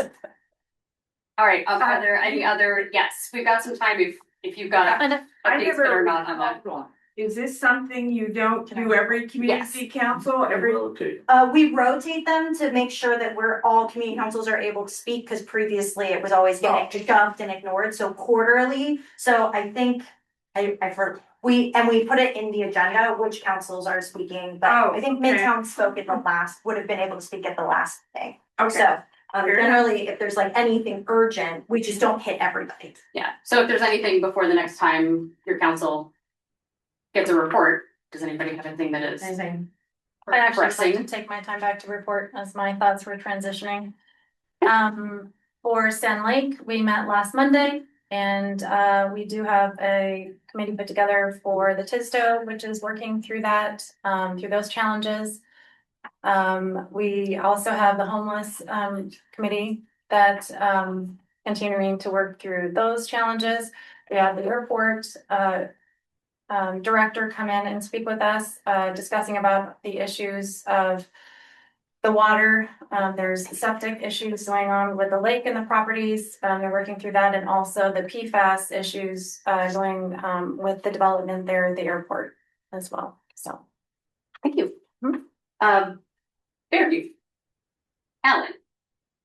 Yeah, I just Yeah, wanted to right. let folks know that day after tomorrow, Friday, is the last day to be able to submit comments on the preferred alternative for the Seward to Glen connection that's been managed by DOT. All right, thank you. Any other comments? Okay, hearing none, do we have a representative from the mayor's office? No, I did reach out to them, but I have not heard back, so, and we don't have anybody from ASD as far as I'm aware, but we do have planning. Okay. I see Paul. And Anna Brawley has a report in the agenda packet. Yeah, she's not in, she's traveling, so she gave a written report to y'all. Okay, so no mayor or mayor's office, no school board, planning department, Paul Hatcher, are you here? I am here. Thanks, guys. So, Wonderful. Elizabeth, thank you. I'm going to put a link to the Community Council boundary study. So the Community Council Boundary 10-year review project, as a couple people have mentioned, has reached the Anchorage Assembly. The Assembly introduced the case on October 21st and opened the public hearing on November 4th, and it has continued the public hearing to its regular meeting on Tuesday, December 2nd. The ordinance proposed for adoption, of course, is AO 2025-119, and it reflects the boundary recommendations of the Planning and Zoning Commission from April 2025. And the Assembly held a work session regarding the boundary recommendations on November 7th. So if you have questions or want to, I highly recommend attending on December 2nd. I know Kathy was talking about attending when she made some comments, so I appreciate that. The last time I came, I had hit most of the community councils that have R6 or CER6 zoning districts, and I have completed that. So a forthcoming AO is probably coming forth to probably be on the February PZC calendar. It has not gotten AO yet. It doesn't have a case number yet for Planning and Zoning Commission, but that is forthcoming to edit the dimensional setbacks in the R6 and the CER6 to align with the R8 and R9 setbacks. So that'll probably go PZC in February, and then Assembly probably in April, maybe the end of March, most likely the first part of April. And that's all I have. Okay. Does anybody have any questions of Mr. Hatcher? I've got Steve, and then I've got Cliff. Steve, go ahead. Hatcher, this is Callahan. We moved that along faster, that R6 thing. Totally self-serving. Okay. Was that rhetorical? Yes, it was rhetorical. Okay. Next I've got Cliff, then I see Kim. Yeah, Mr. Hatcher, did you give that brief to the Eagle River Community Council? We did not. So Eagle River Community Council had 6 R6 lots, and Basher had Eagle River had 5 lots, and Basher had 6. And because of the reduced number, so small of a number, we came a couple months ago to the FCC and kind of gave a brief, just like what I just did, kind of gave a brief update on what we were. Does that include the future Powder West, or has that not been developed to the point where it's been zoned like that yet? Correct. It does not include that. And in fact, Powder West actually did go through a rezone, and none of it is R6. Okay. All right. Thank you. Tim's. Hey, Paul, thanks for being here. And I know this is not your portfolio, but at the last planning and zoning meeting, administration announced a pause on moving forward with the Tisdale Transit Supportive Development Overlay. Are you privy to any information around what that pause means and what that means for a timeline for that to be reconsidered? I don't have anything on the timeline. That did come down from the administration to put a pause on it. I think they just wanted to reevaluate. I'm not sure what the timeline is going to be on that, and if it will come back or not. It did pass the Planning and Zoning Commission, though.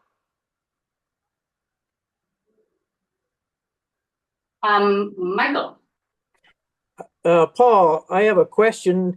I've just been in contact the last few days with someone from Portage who is hoping to establish a community council in Portage. And I wonder if you would be the person to contact to help them out. No, it'd be the FCC, the ones you guys. Well, I've already had them call the FCC. I'm not sure they have yet or not, but I know it was going to come before the assembly, and I happened to be on the board, and it was decided that they should be part of the Tourniquet Arm Community Council. And so if they vote on that, then it will kind of put them out of the running for the next 10 years. So Yeah, I don't have any information on that one, Mike. okay, thank you. Okay. Yep. Does anybody else have a question? Okay. Thank you, Paul. Thank you. Have a great night. Thanks. have the representative from the chair. I'll have a question. So actually, on that, next up we have a comment period. What I'd like to do is offer members, delegates, an opportunity to have a 2-minute comment.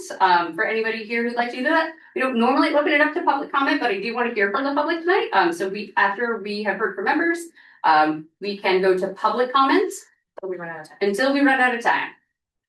Or comments. Whichever comes first. So are there any delegates who would like to make a comment? I see Kathy and then I see Roger. Timer, Kathy. It's got the timer, 2 minutes. Just briefly bringing up, still don't want to lose track of the idea for councils, probably after the first of the year, we've got so much on our plate. To talk about coalescing and seeing what kind of designated parks you have in your council boundaries that we should collaborate on to approach the assembly on getting those dedicated. So I just don't want to lose track of that. No, It's a goal. It's in here. Thank you.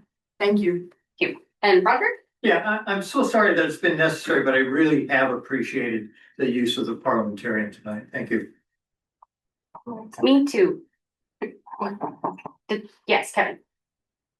Comment that I have, I'll kind of come back to a little bit of the bylaws and maybe the vagueness of what's in our current bylaws, right? We still are operating under those bylaws until we pass a new set.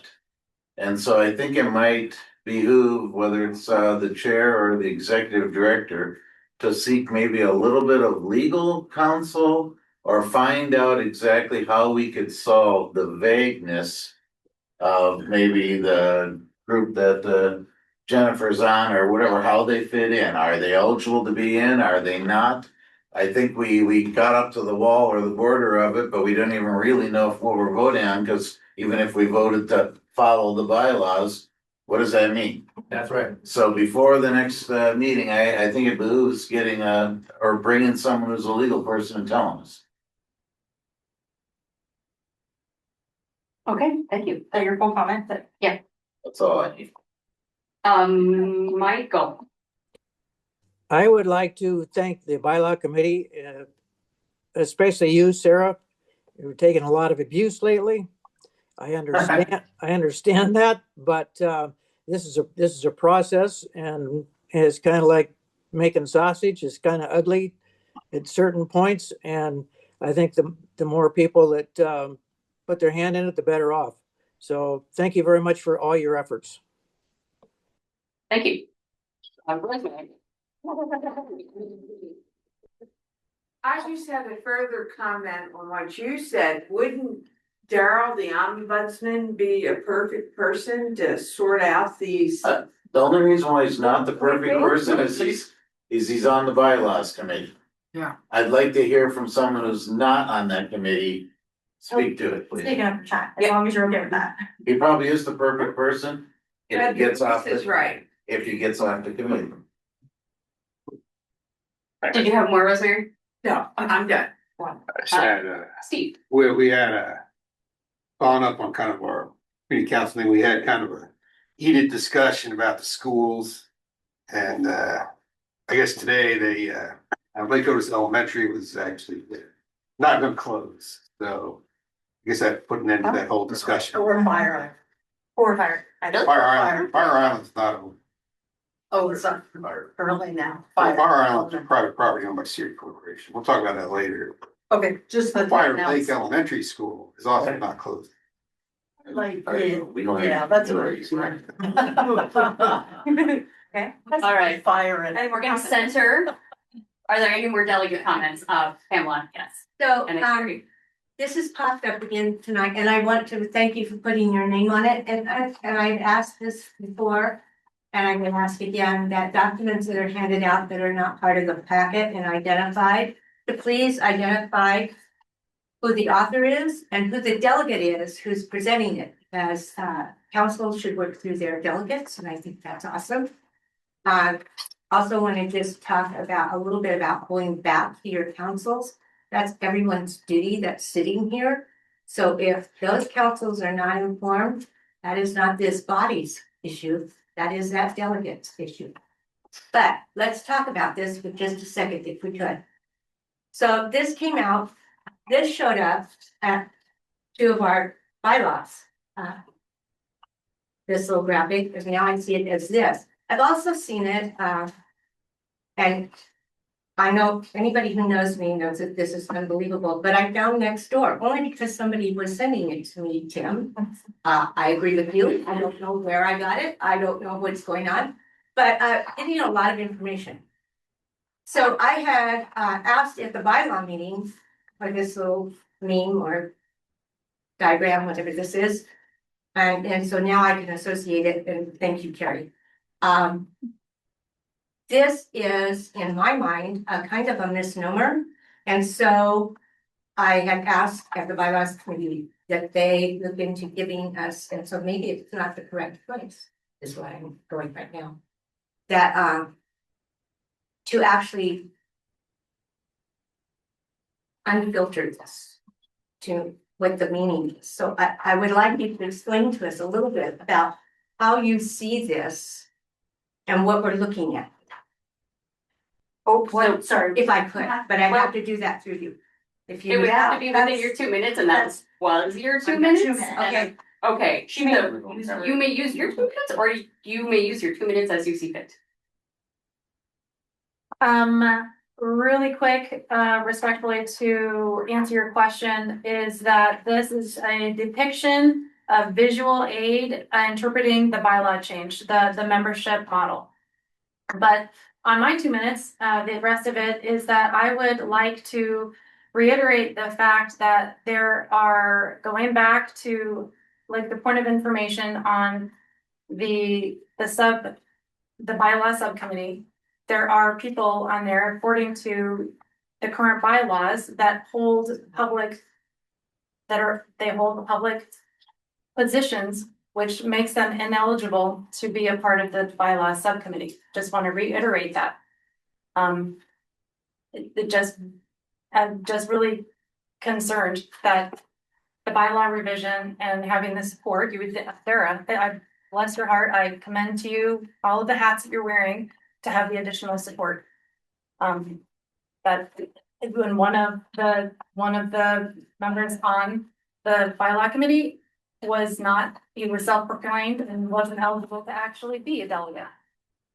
So, thank you. Are there any other members who'd like to speak? Jennifer? Yeah, if I may, I'm a little surprised to have 2 minutes. I'm sorry, I thought I was gonna be called on during 5 because I was told to wait. And so when I wasn't, I hope I can fit it in 2 minutes because it was something to address it during that point. I know that there's been a lot of confusion around this, and so I just want to clarify that the reason our delegate in my mind, the reason the delegate from Girdwood was called into question was not a matter of being elected, because if the ombudsman is correct that the member has to come from the Girdwood Board of Supervisors, and that person has to be elected, or Girdwood doesn't get to be there at all. But the issue was that that person was not nominated or elected by the community at any point. They self-elected, which is not a thing. It has been a very tough journey, and I'm sorry. I know that it was confusing and it threw a wrench into the system. However, it was not meant to be any kind of vote about or reflection on the bylaws or this committee or anything else. It just took us by surprise because in the course of the 4 years since that person had self-elected and apparently treated it as the Supreme Court kind of thing where you just stay there until you are done. We had not been getting delegate reports. We were not hearing about that person becoming treasurer, then becoming the board chairman of the board. We were not hearing about opportunities like speaking with the budget committee. So and I also want to clarify that historically, Girdwood has not had a close relationship with FCC because we have our own relationship with the city and because we have a paid staff person who accomplishes some of the same education things that happen for FCC. So if it's not, again, denigrating the work that this board does, our system is just different, that's all. So I do want to state though, that as co-chair of GBOS, I asked over a month ago for documentation, which I understand to be required by the current bylaws, confirming a delegate's appointment, and I was refused. The FCC said the privacy concerns for that individual involved overrode our community's interest in finding out who and we were represented by and when it happened, when and how it happened. That refusal cost our community considerable time and effort, particularly me, and it has continued up until this week when the individual released the documents himself. They made it clear that he did self-elect months before introducing the issue of FCC at all to our land use committee. At which point it meant kind of our usual ambivalence about being involved, but there were other people interested. I've heard that the argument that the self-election was somehow legitimate because other people were not interested, they were. It was more a matter of our community not being sure about our goals. And I'll wrap up.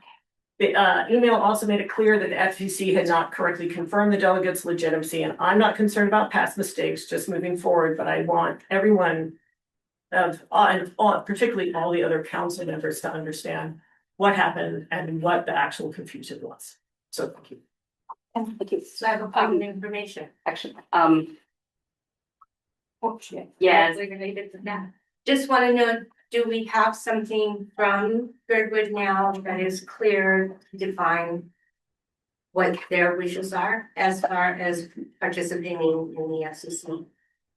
May I address that? I can as staff address that. What we received from you, which is we received minutes on Tuesday from the meeting.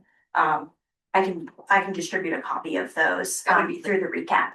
Thank you. But I would like to clarify, the Girdwood Board supervisor me into the position, but our land use committee, which is our de facto community council, has not yet voted on whether or not we want a council member. And so I am put in for the moment, but our community still has to discuss whether or not we have whether we want representation. I'm not sure where I stand on that myself because just because the recent involvement hasn't been 100% positive. Well, I'm sure we'll see it and everything like that. so it sounds like it's in progress. It's in progress. Okay. For the time being, I am the delegate until further information. Okay. Hopefully, Can I just speak to what the language back upon your request?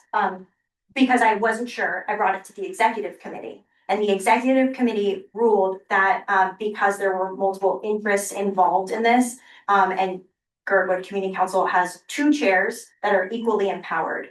The request was that GBOS formally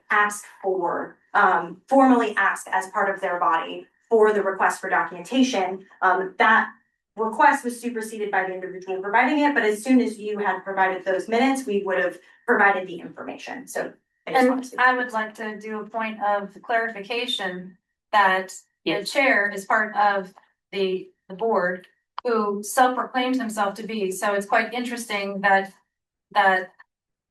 you are requiring this information when you're accepting someone who has self-proclaimed, even though it's supposed to be elected.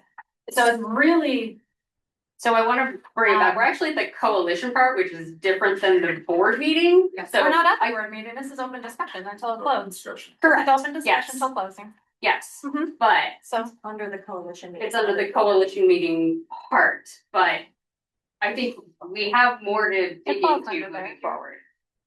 So, were there any other members who haven't spoken yet before we open to the public? Tim had something, but he may want to still see it.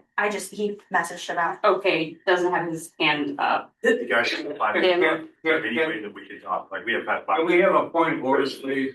Point of order comes from the delegates. But I do. Then what is the meeting open for? Calm down. Viewing. I'm sorry. Okay, Tim, did you want to speak? No, we want to ask some time to be left for the public, please. Yeah, I just have a question for the parliamentarian. I'm happy to ask after adjournment. If there's public that would like to have the time, that's. Okay, thank you. Raise a hand. In the red. Yep, so my name is Roger Riley and I own real estate in every single coordinate that you guys are talking about. And what I don't understand is these things that you guys openly know are going on and that you have an issue with it. But yet it seems like we're just pushing it under the rug. And you're getting advice from the city, which I think you guys legally should get your own advice from your own attorney. Because the issue that I'm seeing here is that the general public doesn't even know about this person that was on the board that made decisions that, I mean, I guess you're the boss.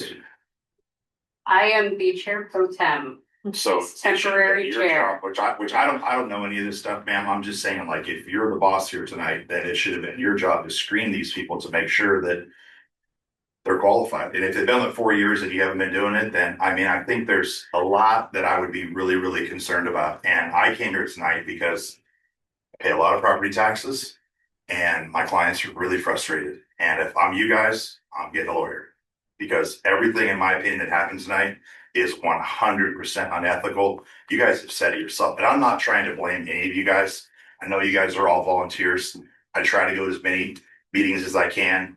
They do them on the Thursday night. I can't go to every meeting. So tomorrow night I'm going to the NECC. I go to Fairview. I mean, I literally pay $35 million a year in property taxes. And I'm tired of our voice not being heard.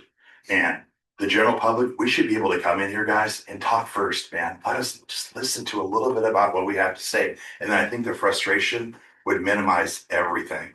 But what I don't understand is still you have somebody, I just heard about this tonight, who's unelected, who's not an official, who did things he wasn't supposed to do, but yet he was able to whatever undermine something. I'm just trying to figure out what. Okay, thank you. Yeah. I saw your hand next and then Irene. Yeah, I'm Boyd McPhail. I'd like to speak to the new bylaws and the old bylaws. Having been on a committee to write bylaws for a 501c3 that is much more dangerous than anybody here. Okay. I know what goes on.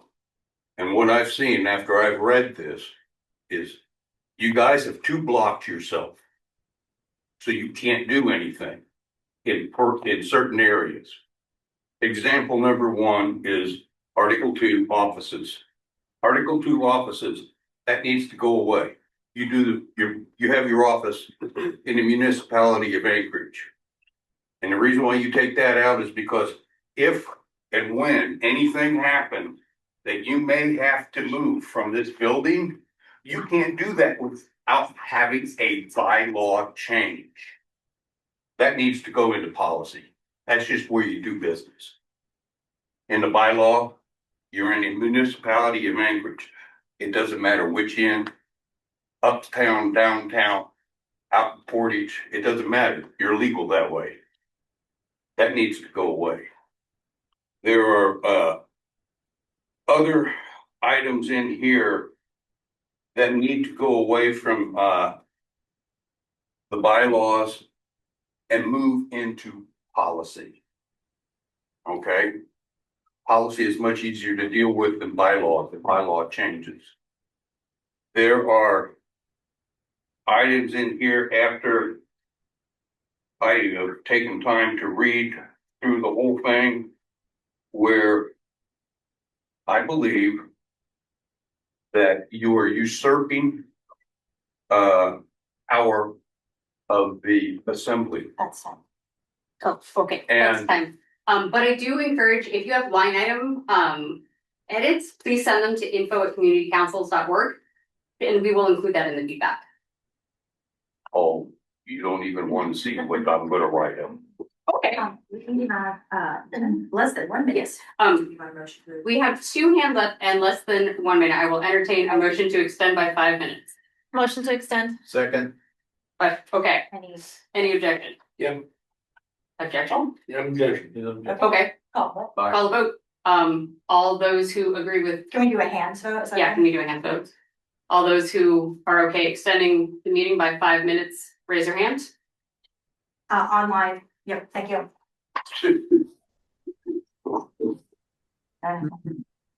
And this is majority. Any opposed?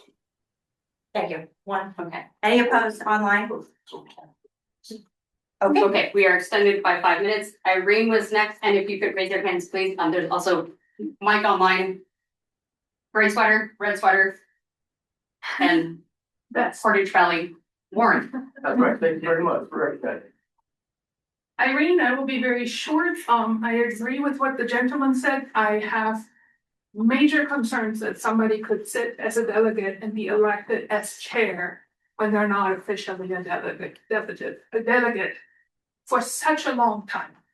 The second thing I wanted to say, I was at the meeting yesterday and I just wanted to make a comment that if I read the bylaw changes correctly, there will be no alternate delegate, which now is called member, and I don't find that positive. Let's put it this way.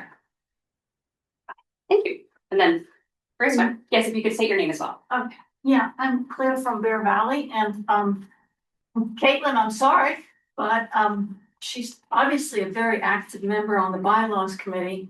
And I did not know there was a bylaws change for the Federation of Community Councils at all. And yet she's an active member of the bylaws committee. She's an active member of the Bear Valley Community Council. It has not been announced in our community council newsletter as an agenda item. I have no idea what this gentleman's complaining about because I have no access to the proposed changes. I used to be very active on the Federation, a certificate of achievement back when. And I would like to be active in the bylaws change committee as well, because I think I have a lot to offer. I actually started the Bear Valley Community Council back when. I'm old, you can tell.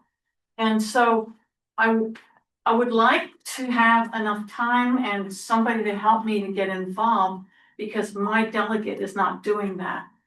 And so please, help me to become informed and maybe help. Also, I'm a lawyer and I might be able to help you with some of the legal issues, but I'm not presently on any community council.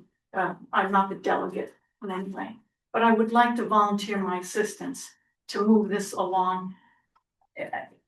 Last comment is you guys need help. It's nice to see people working together, but it could be a lot smoother. Thank you. Thank you. And then, red sweater. And please state your name. Oh, my name's Evelyn Dutton, and I'm with the Sound Lake Community Council. And I wanted to just say real quick, Kevin, thank you for mentioning that about following the current bylaws. That would make sense to me that you follow the current ones until you find the new ones, and we need some clarification on that. And then also thank you for mentioning bringing forward like a picture and really like dial out to the community councils and communicate with us about what your vision is, because we're making up our vision, as you can see from the handout that you got. So there's a breakdown in communication. It seems like there's no undermining. I feel really badly that you feel like you're being undermined. I know that you guys, I volunteer a lot in the community, in a lot of different ways. And I understand it's gotta be really frustrating for you to do all this hard work and then people go swoop in and be like, oh, what the heck are you doing? And I don't think it's anybody's intention at all. We just want to make sure that the integrity of our representation is held. That's all. And so if we can all just take a step back and understand that that's really the most important thing here. It's no personal attack on anyone or any party processes. I think sometimes when we're in the weeds and we're so dedicated, you know, it's hard to see everybody else's views. And unfortunately, I'm really disappointed in the vote that was held earlier about being able to have members join. Because there have been members for who won't knows, for whatever reason, weren't able to finish what they were supposed to do on the committee, and now there's less voice. And if we're really about the voice of the community, then we really need to be open to fixing it when it's broken. So that's what I would like to say. And thank you guys for everything that you do. I'm a volunteer too, and government is slow, unfortunately. But if we just kind of keep smiles on our faces and plugging forward and just trying to do what's right, let's just do what's right. Thanks. We are at 8:05. We have one more comment. Is there any objection to extending to allow him this 2 minutes? Yep. Can we see a raise of hands for those who can? Who are willing to- 2 more minutes. Oh, I'm sorry. I'll entertain a motion to Motion extend for for 2 more minutes. Seconded. Second. Thank you. all those in favor for extending for 2 minutes. Anyways. All those opposed? Boom. All right. Come on. Your last comment. Hi, my name is Warren Ralph. I'm here to represent the Portage Valley Community Council. I am a property owner in the 20 mile for about 24 years. I've applied for diagnostic reviews. I fought with the DOT. I have got with the NOLCA. I have determined the Department of Natural Resources generally allowed uses 5-foot trail wide, no permit. I'm here tonight because I would like to bring the Portage Valley Community Council back live. I can't speak to 2010 to current. There was nothing going on in the Portage Valley in 2010 besides the Wildlife Conservation Center. On the bylaws, I feel the topic is still confusing, not only for me, but for other people at best. For me, it will require additional clarification. For example, Mike Hutchinson achieved a spot at the table, even though the bylaws don't state how they elect that delegate. I was hoping that we could repeat that process for the Portage Valley Community Council on the interim. I've been asked by the FCC if I have contacted my neighbors. I've contacted the majority of my neighbors and they support my entity as a delegate. One moment, please. The FCC is asked to submit bylaws. We don't have any current bylaws. We have until December 2nd to submit bylaws in front of the assembly. Very short amount of time. I tried to get ahead of this curve a couple days ago. Unfortunately, somebody's email address wasn't working. So I had to send additional email addresses to info@ versus some specific individual following the chain of command. They did get back to me promptly, which I appreciate. Although nothing was done tonight, I just want to duplicate Mike Edgerton's process and sit at the table until we vote. Thank you. All right. We are at 8:07, which is our time, so we're adjourned. Motion